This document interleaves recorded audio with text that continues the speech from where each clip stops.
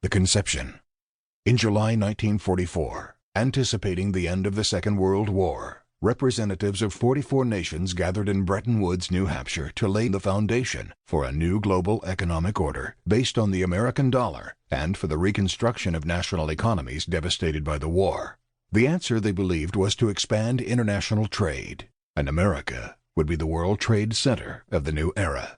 In 1945, the year of the war's end and America's rise to superpower, David Schultz, former governor of Florida and real estate developer, first proposed the concept of a World Trade Center in Lower Manhattan, near Wall Street, to encourage trade and port activity in the city. The plan was part of a series of projects aimed at encouraging world trade and solidifying America's role in the New World Order. In 1946, the New York State Legislature authorized the creation of the World Trade Corporation to develop the World Trade Center. That same year, funds were given to purchase land along the East River on which to build the United Nations headquarters, also in New York City. Both projects would affirm America's new position as world center.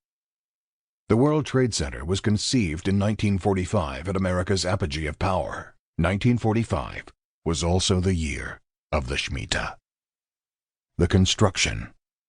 In 1958, David Rockefeller produced a master plan for the transformation of Lower Manhattan. The plan included an office complex dedicated to world trade. In November of that same year, Nelson Rockefeller was elected governor of New York. In 1961, the World Trade Center bill was signed by Governor Rockefeller and New Jersey Governor Richard Hughes. A new site was proposed for the Trade Center, a 16-acre lot of land along the Hudson River. In March 1966, the New York State Court of Appeals dismissed the last legal challenge to the World Trade Center. This cleared the way for the construction to start. According to the plans, the World Trade Center would consist of 2 central towers. On March 21, 1966, demolition began to clear the 13 square blocks of low-rise buildings in Radio Row. On August 5, 1966, a giant concrete wall was sunk into the ground as part of the groundbreaking.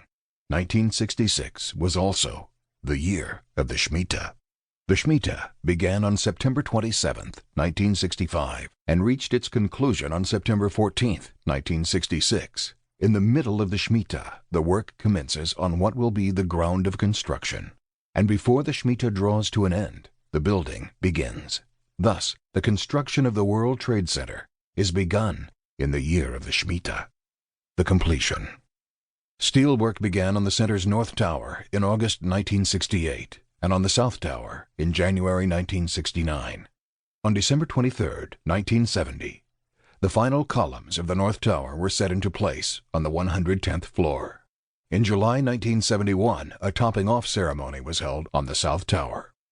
In 1972, with the upper stories of the North Tower now completed, the Empire State Building's 44-year reign came to an end. The World Trade Center became the tallest building on the Earth. The World Trade Center and its twin towers were officially finished and inaugurated in a dedication and ribbon-cutting ceremony held by the Port Authority on April 4, 1973. 1973 was also the year of the Shemitah. The Shemitah had commenced on September 9, 1972. It would conclude on September 26, 1973. That same year, the World Trade Center surpassed the Empire State Building to become the tallest building on the Earth. As for 1973, it was the year the Twin Towers were officially completed and dedicated, in April, in the center of the Shemitah. Thus, the World Trade Center was finished and dedicated in the year of the Shemitah. To keep listening to this audiobook, I've left you a link in the description so you can do it, at no cost thanks to Audible's 30-day free trial.